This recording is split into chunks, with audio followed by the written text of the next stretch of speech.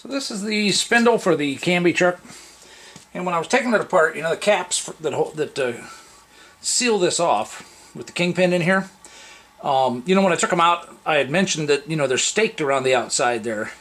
Wasn't too worried about it. Get the caps out and then clean it up later. So what I'm going to do is I'm going to do a little grinding. Instead of trying to tap them back down, I'll just grind them smooth, get it all nice and cleaned up and everything, and then just stake in new positions and that stuff when it goes back together. But some of this kind of stuff, I want to get this done before I have the bushings put in and honed, because I don't want any chance of messing up the bushings.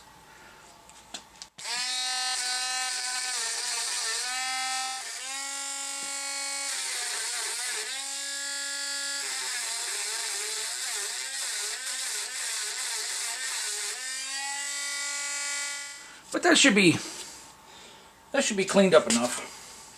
That's a fairly coarse stone. You can still see how it ate it away. And this is a fairly fine grit here. Just going to do a little more cleanup.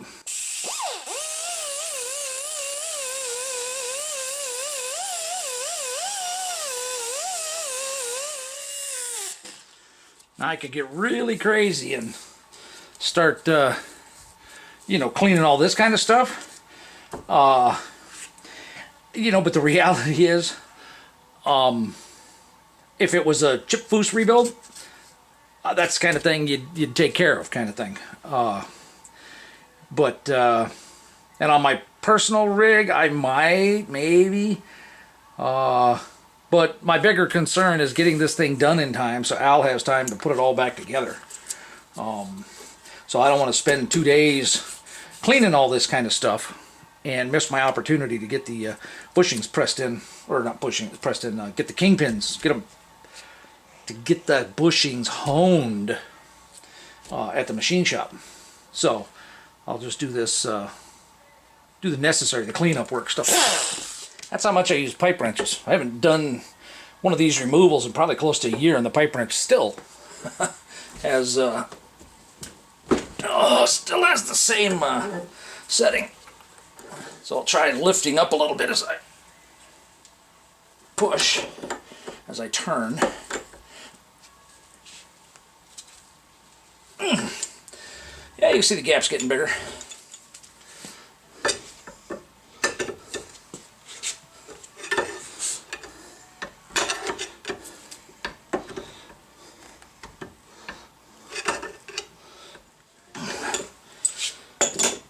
Oh.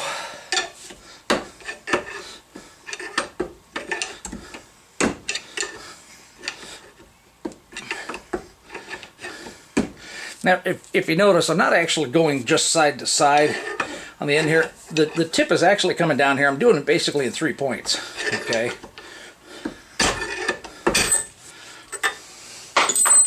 There's a 1.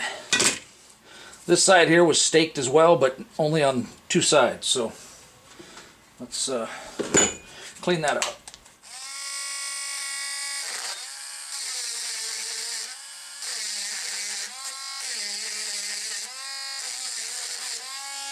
Now the reality is, if you don't have a Dremel to grind it away, you could take a punch or a center punch or whatever and very carefully, you know, push the metal back.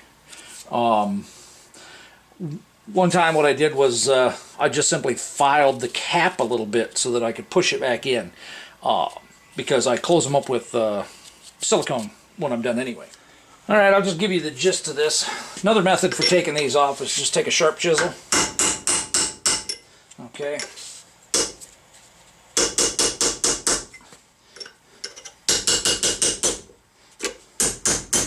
Usually they don't come up quite that nice. Part of the challenge, though, is you end up coming in and hitting the spindle. No big deal, but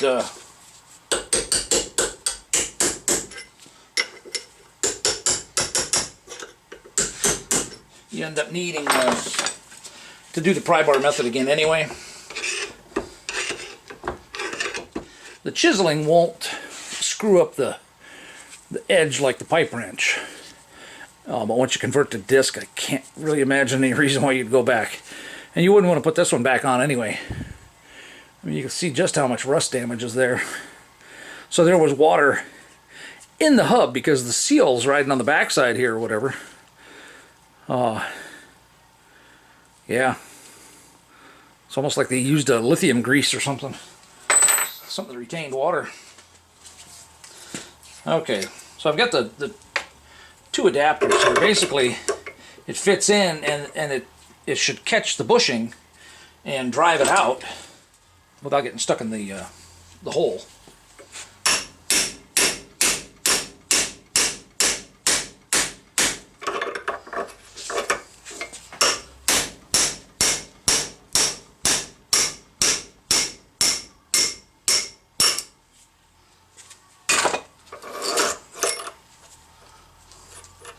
Alright, there's the bushing. This one's actually in pretty good shape because it's still got all the copper cladding inside. You can still see the grooves. Usually when they're worn out, you can't see any of that.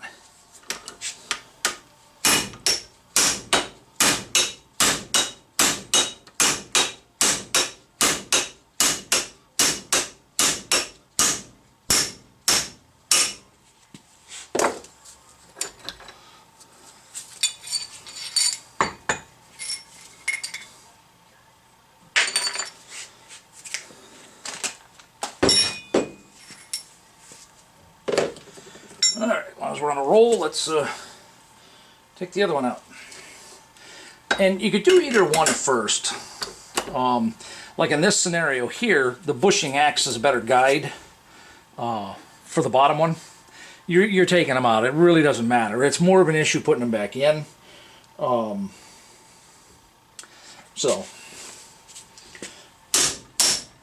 well, that one wasn't very tight.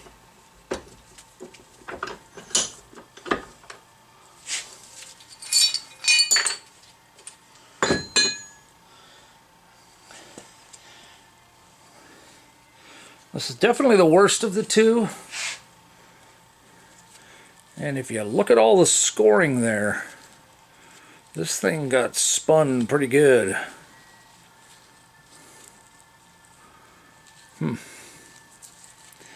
And when they go in, I should have paid more attention. Oh, yeah, they were lined up. When they go in, you got to make sure that hole is lined up with the zert fitting. Otherwise, you're not going to get any grease into your kingpins to start with.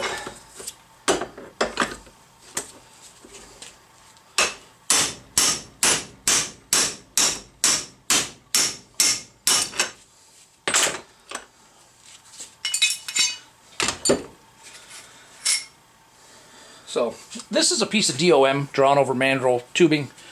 This is just a Home Depot bolt, and I did have to.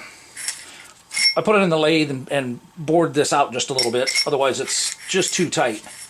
And if I remember right, I machined under the head there just a little bit, or chamfered the inside of the tube there because there's a radius under here. When you hammer on it, it'll get stuck.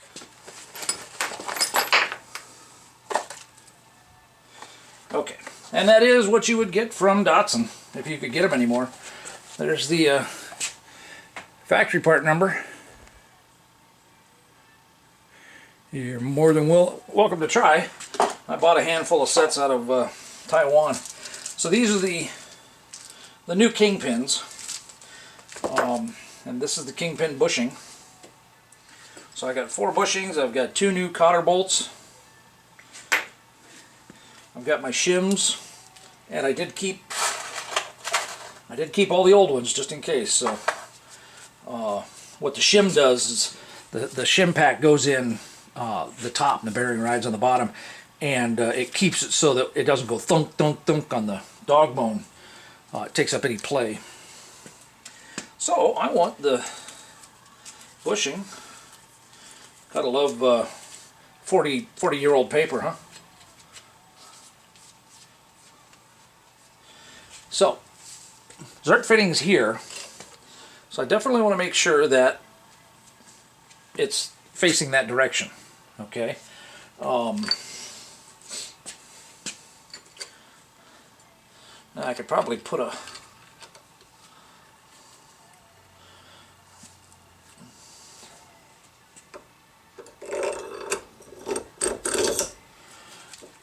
bottom one will just help act as a guide to keep that from wandering much further.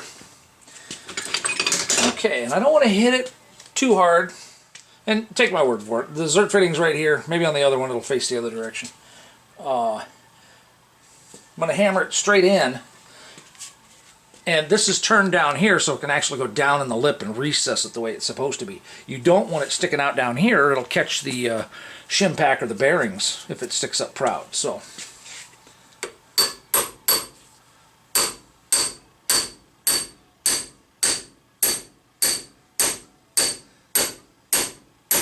and it probably would be better to push it in, but that's one of the reasons why I'm using this bronze. This is a bronze oil light bushing that I got from the hardware store. I'm using it just to make sure that I don't damage or hurt this bushing. Now I'm pretty sure this bushing's steel with a copper lining. Or it may be copper with a steel lining.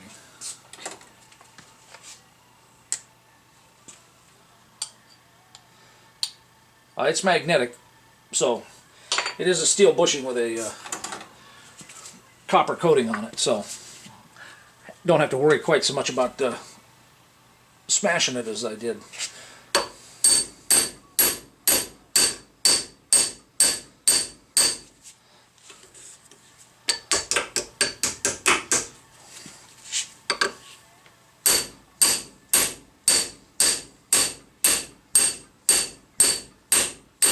I don't know if you can see it or not, but this thing flexes a little bit as it's being done.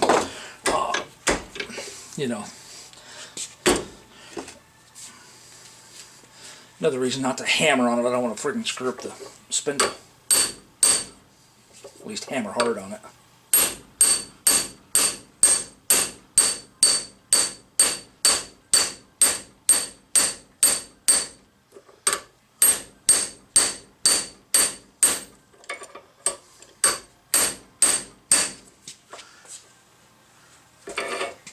Okay. Okay, you get an idea how much extra is still sticking up there. We're going to run it down until it's flush.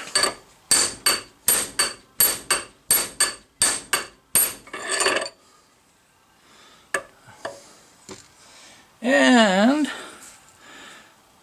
I like that. It's just a hair down. I could have kept driving it because of the way this bushing is turned down, it would fit in there. That's not what I want though, so. Okay, oh, you see that down there? I'm still recessed. That's good. I don't want to come down, I don't want that sticking out. Same thing here. Alright, next bushing. And make sure you use the new bushings. Don't get excited and carried away and drive an old one back in there. Now, see how this is offset top to bottom? Okay, if I put that in there, right there, you can see that hole is not going to line up. So I didn't point that out on the other one, but I did do it correctly. But, you know, so I had it up when I drove it into the other one, but I've turned the spindle over. So make sure you turn this over. And if it helps, you can take a Sharpie and just draw a little reference line through it.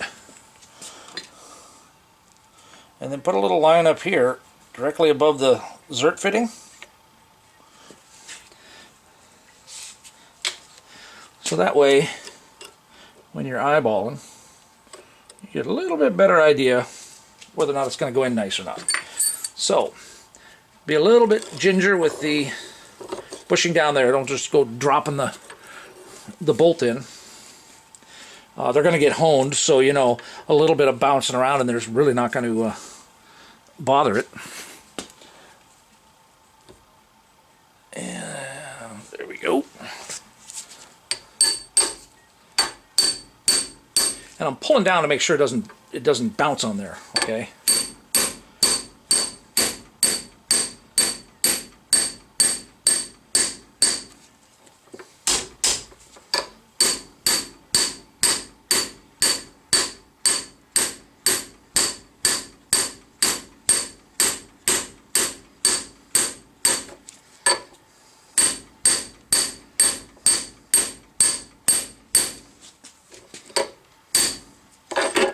And just just to show you, this setup works just as well.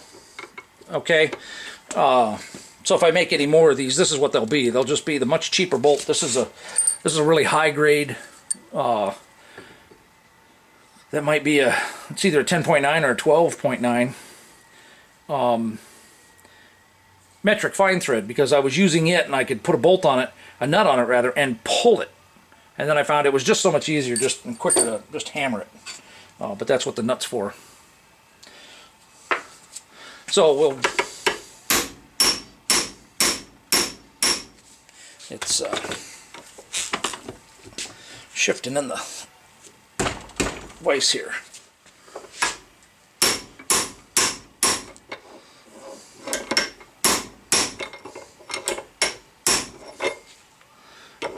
More.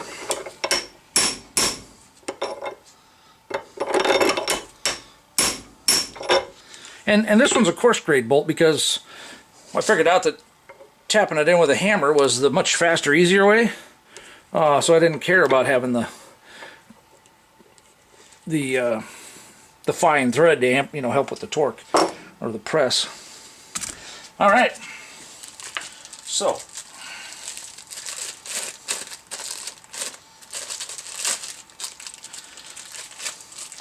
just doing this to show you. That's why they need honed. Okay, and if it slipped through, I'd be upset. I do not want it to slip through. That's the reason when you're cleaning this out, don't get too carried away. Just get off what you need off. Don't go grinding away in there. To try to make the new one fit in, because then it'll end up being loose. And the bushings are identical, and you can look in there and you can see the channels in there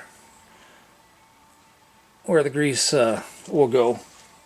So you can see how a piece of DOM tubing and a bolt makes doing these a ton easier. Now the reaming, cleaning this out, you can take a brake hone. It's got to be a fairly small bore. And do it. I've played with it. I tried a ream, and the ream leaves too much chatter. And I tried the brake hone, but you can't really get it. You can't line bore it. You can't do them both at the same time. So you'll end up with one. You could potentially end up with one at an angle and the other one at another angle, and it feels tight, but it's riding on high points that just wear out real easy and quick. So